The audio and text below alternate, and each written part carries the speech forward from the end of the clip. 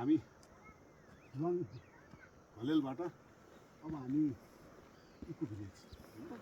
Eco village Kalimati eco भिलेजमा शिव भण्डारी सरको चाहिँ होटलतिर जाँदैछौँ।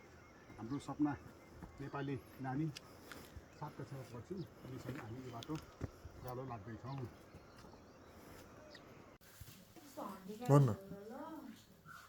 कोदोको ढिँडो यो हाम्रो नेपालको अर्ग्यानिक कोदोको पिठोबाट ढिँडो। यो चाहिँ स्वास्थ्यको लागि फाइदाजनक छ। ठिक छ। आज कालीबाटी बसेर मर्दिस ट्रेकको लागि हामी फरेस्ट क्याम्पतिर जाँदैछौँ। बाटो त खासै त्यति उकालो त होइन, बिस्तारै बिस्तारै थकाइ लागेको छ र मेरो साथी धेरै तल छ, आउँदैछ ऊ पनि। हेलो, कस्तो लागिरहेको छ? ठाडो छ। सक्दैछु। ल ठिक छ। अब हामी लगभग 1 घन्टा 1.5 घन्टापछि हामी फरेस्ट क्याम्पतिर पुग्दैछौँ। आज हामी कालीमाटीबाट हाई क्याम्पको लागि हिँडेको थियौँ अनि मौसमको प्रतिकूल कारण र हाम्रो रञ्जन बाबु चाहिँ त्यति हिँड्न नसकेको कारणले पनि अलिकति हामी चाहिँ अब संजोग नै भन्नु पर्यो यहाँ आयौँ। हामी अहिले लो क्याम्पमा बास बस्यौँ। यहाँबाट लो क्याम्पबाट यही नजिकै ल हेर्नुहोस्, सारङकोट देखिँदो रहेछ। सारङकोट, पुम्दीकोट, लुम्दे खोला रहेछ र त्यसपछि यहाँ पारी ल हेर्नुहोस् हिमालको नजारा, टुरिस्टहरू, पोखराबाट यति नजिक यस्तो रमाइलो ठाउँ रहेछ। Oh yes, I saw you yesterday. You were walking down from. Wow. Yes, I remember seeing you. You had no gear or anything. Ranjan बेटा बोलो, कैसा लगा You तुमको? were just taking a walk. सानो ठिक छ। And waiting for the dog, but he never came. There you go. Low camp मर्ती जान हिँडेको मान्छे लो क्याम्प, हाई क्याम्प क्यान्सिल भएर लो क्याम्प।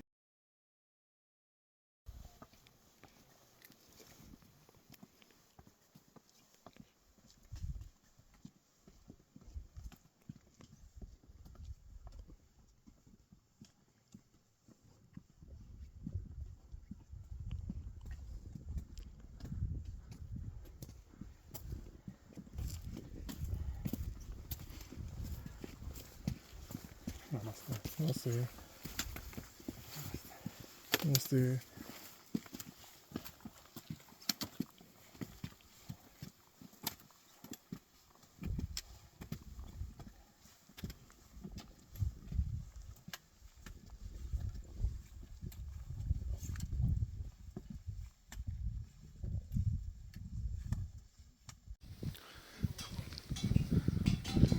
हिमालको हाई क्याम्पबाट देखिएको दृश्यहरू।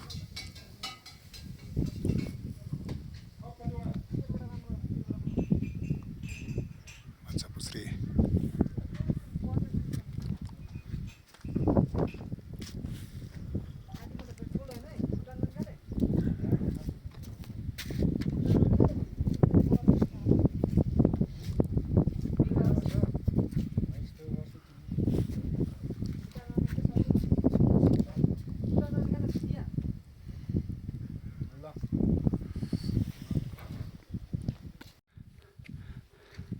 हाई क्याम्प पुग्ने बेलामै उकालो सुरु भयो।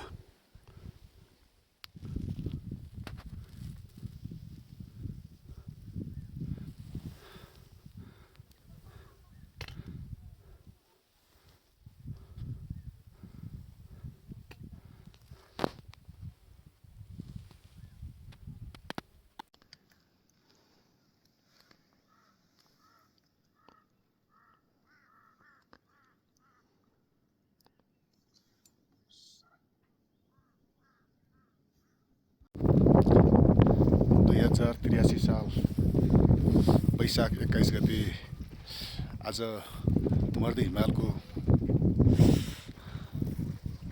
ट्रेकिङमा आज हामी हाइक्याम्पमा तेस्रो दिन हाइक्याम्पमा आइपुग्यौँ र हाइक्याम्पमा अहिले चाहिँ देखिएको दृश्यहरू भर्खरै 4:30 बजे देखिएको दृश्य यहाँ चाहिँ हिउँ नजिकै परेको छ झन्डै -5 डिग्री सेल्सियस चिसो र हिमालहरू नजिकै ठोकिनै आउँदो रहेछ यो दृश्य लाजवाब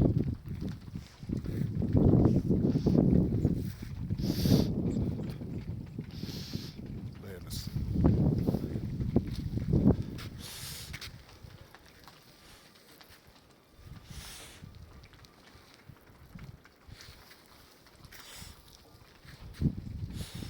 हिमाल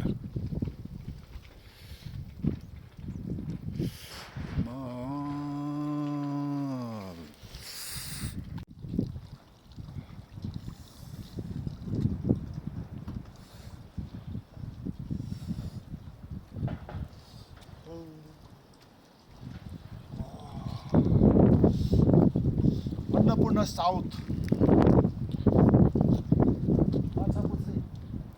वाउ नजारा यतातिर पोखरा यतातिर अन्नपूर्ण यतातिर माछा पुछ्री हौ खुबै डाँडा पारी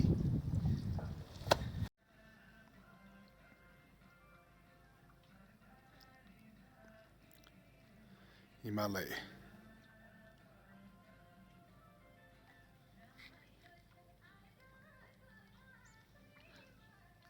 भ्यू पोइन्ट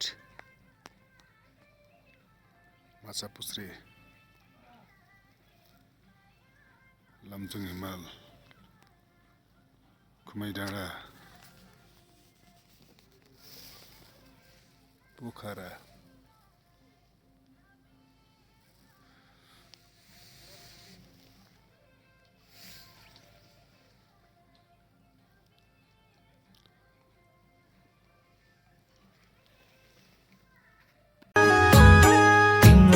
सुम्पे भन्थ्यौ नि जोबन आज किन फेर्यौ नि त्यो मन राम्रोसित हौला भन्थ्यौ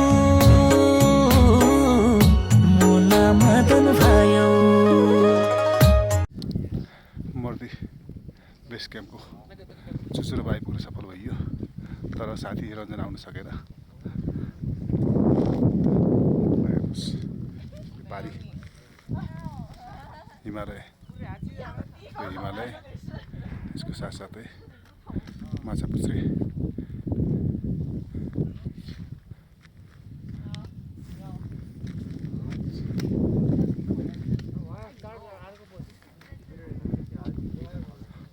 वो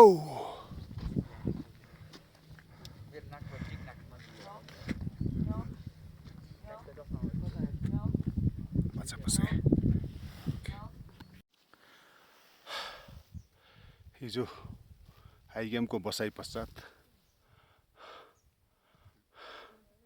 अनि भ्यू पोइन्ट पुगेर त्यहाँ पुगेर विभिन्न मनोरञ्जन गरेर अहिले हामी झर्दैछौँ बादल डाँडा आइपुग्नु लाग्यो साँच्चैकै बादल लाग्न थाल्यो र यो यात्रा साँच्चै नै रोमाञ्चित भयो त्यहाँ माथि भ्यू पोइन्टमा जाँदाखेरि मोबाइलमा ब्याट्री सिद्धिएको हुनाले त्यहाँको चाहिँ त्यति राम्रो दृश्यहरू खिच्न पाइएन यो चाहिँ ब्याड लक नि भन्नु पर्यो र आज यस्तो खतरनाक यात्रा गरियो कि क्लाइम्बिङ भिरबाट चाहिँ झर्नुमा सर्टकट बाटो ओहो हात खुट्टा थरथरै काँपेर त्यो इन्डियन त्यो बाबु झन् सातो गयो उसले जिन्दगीमा कहिले पनि नहिँडेको चाहिँ त्यो अनुभव उसले गर्यो जे होस् मर्दी क्याम्प असाध्यै रमाइलो रहेछ आउनु साथीहरू सम्पूर्णलाई मर्दी बेस क्याम्पको तेस्रो दिन हामी हाइक्याम्पबाट माथि भ्यू पोइन्ट पुगेर अब हामी लो क्याम्पमा झरेर यहाँबाट अहिले चाहिँ सिक्किमको बाटो झर्दैछौँ। बाटोमा यस्तो मनमोहक दृश्य रहेछ कि यो मनै लोभ्यायो र यसरी चाहिँ यसलाई यसो क्यामेरामा कैद गर्न मन लागिहाल्यो। ल हेर्नुहोस् यति मजाको ठाउँ, यत्रो चाहिँ हाइटमा अहिले हामी समुद्री सतहबाट माथि त्यो कापुचे 2700 मिटर रहेछ। यहाँ चाहिँ लगभग हामी 200 मिटर झऱ्यौँ होला। यस्तो मजाको ठाउँ रहेछ यहाँ। र हाम्रो सर रञ्जन सर चाहिँ बिस्तारै बिस्तारै आउँदै हुनुहुन्छ, खुसी हुनुहुन्छ उहाँसम्म बाटो देखेर। ल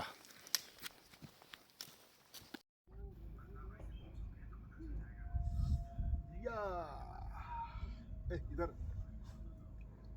भेन्टिलेसन तो